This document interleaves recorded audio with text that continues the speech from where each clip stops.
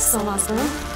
L'invité de Vincent Veillon. Le magazine de la RTS à bon entendeur révélait dans son numéro d'avant-hier que certains jouets sexuels disponibles en Suisse présentaient d'importantes failles de sécurité, lesquelles pouvaient en faire des outils de sextorsion.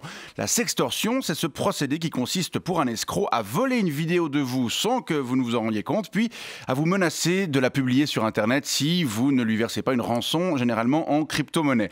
Ce type de chantage en ligne est un phénomène inquiétant qui a déjà conduit à plusieurs drames et on va en parler avec vous. Sven Pahu, bonjour. Tout à fait, bonjour. Vous êtes un utilisateur occasionnel de sextoys. Un utilisateur régulier. Je l'utilise tous les jours. D'ailleurs, je suis actuellement équipé.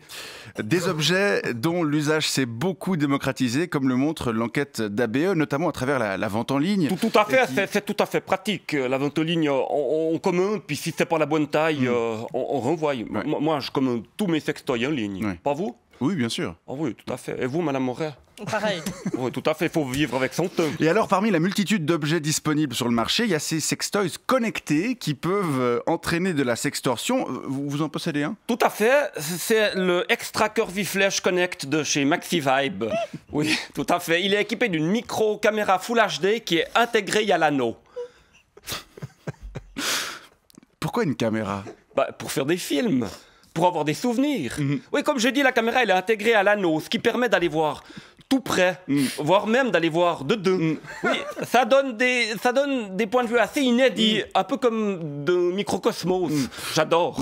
Alors, il existe en effet plusieurs modèles équipés d'une caméra et l'équipe d'ABE a montré que c'est ce dispositif qui pouvait poser des problèmes de sécurité, puisqu'il est très facile pour des pirates informatiques de se connecter à la caméra et d'en récupérer les images. Est-ce que ça vous est déjà arrivé ? Tout à fait. J'ai reçu une fois un mail d'un type au Gabon qui m'a dit qu'il avait obtenu des images de moi et qu'il fallait que je lui verse un petit bout de Bitcoin. Ah, de Bitcoin, oui. Oui, j'ai de la peine à dire ce mot. Oui, évidemment. C'est un peu sale. Oui, d'accord. Tout à fait.